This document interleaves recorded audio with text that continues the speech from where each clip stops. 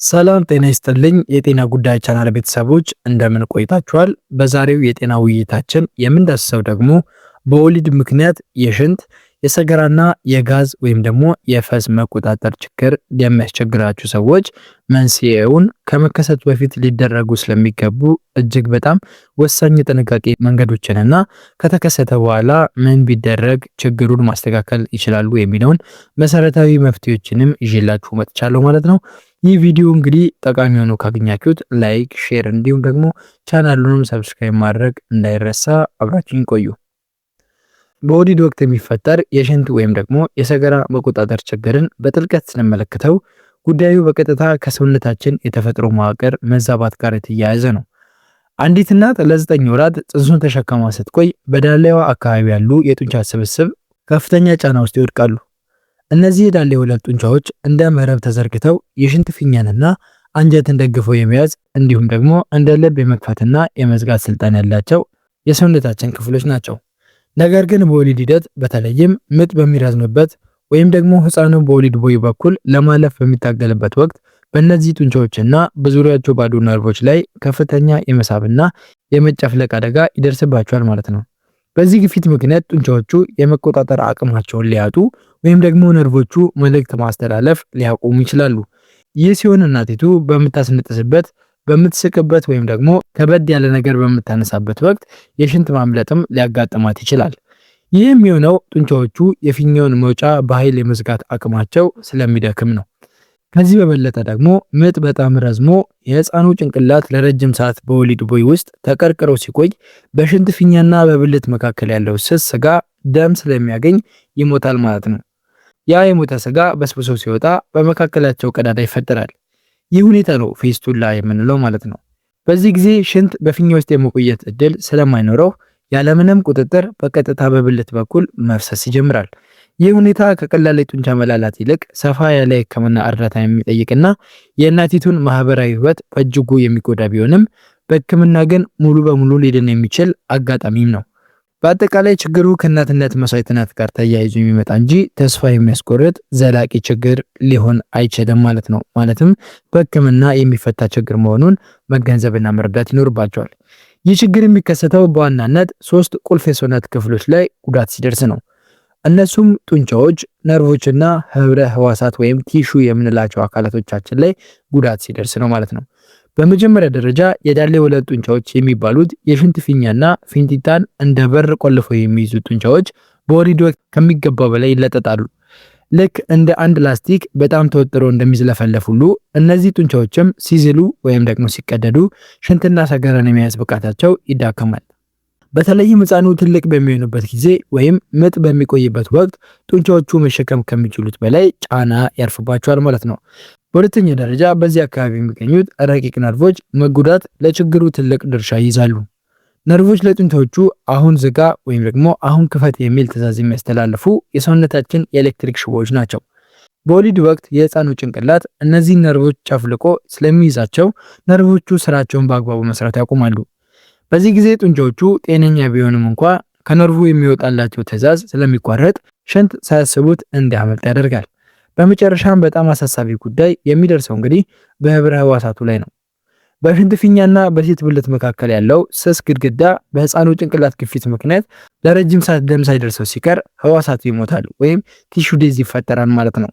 ያ የሞተ ህብረ ህዋስ ደግሞ ሲረግፍ በሁለቱ አካላት መካከል ቀጥተኛ ቀዳዳ ይፈጠራል። ይህ ቀዳዳ ደግሞ ሽንት ወደ ፊኛችን ሄዶ እንዲከማች አይፈቅድም። ይልቁንም ልክ እንደተሰበረ የውሃ ቧንቧ ሽንቱ በቀጥታ በብልት በኩል እንዲፈስ ያደርገዋል። በአጠቃላይ እነዚህ 3 ነገሮች የጡንቻ መላላት፣ የነርቭ መደንዘዝና የግድግዳ መበሳት ተደምረው እንግዲህ እናቲቱ ራሷን መቆጣጠር እንዳትችል ያደርጓታል ማለት ነው። ስለዚህ በእነዚህ ምክንያቶች አንዲት እናት የሽንት የሰገራና የጋዝ ወይም ደግሞ የፈስ የመቆጣጠር ችግር ይደርስባታል ማለት ነው። በመቀጠል ደግሞ በእርግዝና ጊዜዋ ምን ብታደርግ ይህንን ችግር መቅረፍ ትችላለች የሚለውን ሐሳብ ስናነሳ ደግሞ ይህ ችግር እንዳይከሰት ወይም ጉዳቱ እንዲቀንስ ከእርግዝና ጀምሮ እስከ ወሊድ ድረስ መደረግ ያለባቸው ዋናውና የቅድመ ጥንቃቄ እርምጃዎች ደግሞ አሉ። ዋናው ዓላማ የዳሌ ጡንቻዎችን ማጠናከርና የወሊድ ሂደቱ ያለምንም መጓተት እንዲጠነክር ማድረግ ነው።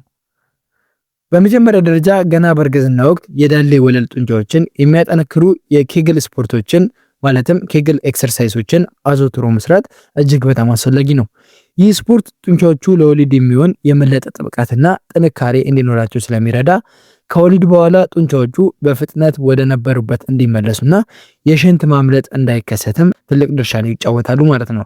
ከዚህ በተጨማሪ በእርግዝና ወቅት የሰውነት ክብደትን በአግባቡ መቆጣጠር በዳሌ ጡንቻዎች ላይ የሚፈጠረውን አላስፈላጊ ጫናን ይቀንሳል። ሁለተኛውና በጣም ወሳኙ ጥንቃቄ የወሊድ ቦታ ምርጫ ነው። አንዲት እናት በሰለጠነ የጤና ባለሙያ ታጅባ በሕክምና ተቋም መውለዷ የፌስቱላን አደጋ ሙሉ በሙሉ በሚባል ደረጃ ለማስቀረት ይረዳታል። ምጥ በሚረዝምበት ጊዜ ቢያንስ ከ12 ሰዓት በላይ የሚቆይ ከሆነ ባለሙያዎች የቀዶ ጥገና ወይም ሲሴክሽን ወይም ደግሞ ሌሎች አማራጮችን በመጠቀም ህፃኑ በወሊድ ቦይ ውስጥ ተቀርቅሮ በቲሾች ላይ ጉዳት እንዳያደርስ ቀድመው ጣልቃ ይገባሉ ማለት ነው። በቤት ውስጥ የሚደረግ ወሊድ ግን ምጥ ቢረዝም እንኳ መፍትሄ ስለማያገኝ ለከፍተኛ የቲሾ መሞትና ለፌስቱላ አደጋም ያጋልጣቸዋል ማለት ነው። በተጨማሪም በወሊድ ወቅት እናቲቱ በምትገፋበት ወይም ፑሽንግ በምታደርግበት ሰዓት የባለሙያ መመሪያ መከተል ይኖርባታል። ያለ ሰዓቱና ያለ አግባብ በኃይል መግፋት የዳሌ ጡንቻዎችና ነርቮች እንዲለጠጡና እንዲቀደዱ ስለሚያደርግ ባለሙያዎች በሚሉበት ሰዓት ብቻ መግፋትና አስፈላጊ ሆነ ሲገኝም ደግሞ ጥንቃቄ የተሞላበት ትንሽ ቀዶ ጥገና ወይም ኤፒሲዮቶሚ በማድረግ ከፍተኛ መቀደድ እንዳይፈጠር መከላከል ይቻላል። በአጠቃላይ ቅድመ ወሊድ ክትትልን በአግባቡ ማድረግና በሕክምና ተቋም መውለድ ለዚህ ችግር ዋነኛው መከላከያ ነው ማለት ነው። ሌላው ደግሞ ከተከሰተ በኋላ ምን ማድረግ አለባት የሚለውን መሰረታዊ ጥያቄ ስናነሳ ደግሞ ችግሩ ከተከሰተ በኋላ እናቲቱ ማድረግ ያለባት የመጀመሪያው እና ትልቁ ነገር ወደ ሕክምና ተቋም በመሄድ የችግሩን አይነት በባለሙያ እንዲለይ ማድረግ ነው። ብዙ እናቶቻችን በሀፍረት ምክንያት በቤት ውስጥ መደበቅን ስለሚመርጡ እንግዲህ ችግሩ እየተባባሰና ለሌላ የጤና እክል ማለትም እንደ ቆዳ መቁሰልና ለሽንት ቧንቧ ኢንፌክሽን ሲዳረጉ እንመለከታቸዋለን።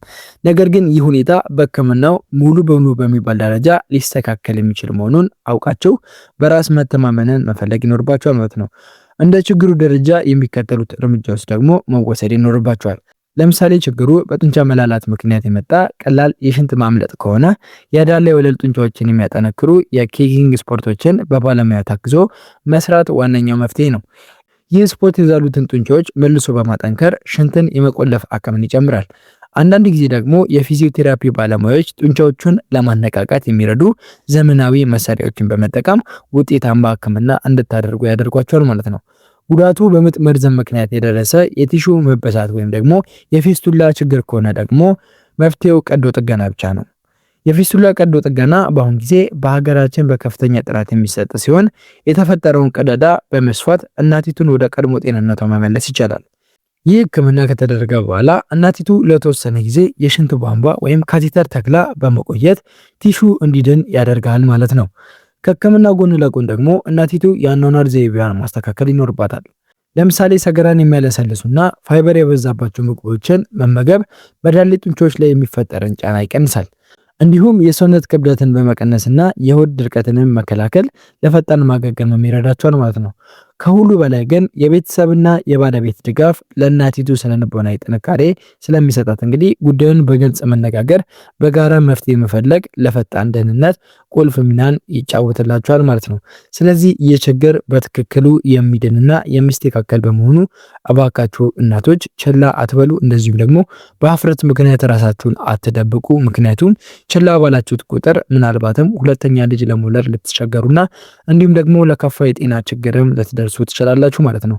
እንግዲህ ውድ ተመልካቾቼ በዛሬው ቆይታችን በወሊድ ወቅት በሚያጋጥም የጡንቻ የነርቭ ወይም ደግሞ የቲሹ ጉዳት ምክንያት የሚከሰተን የቁጥጥር ማጣት ችግር በዝርዝር አይተናል ብዬ አስባለሁኝ።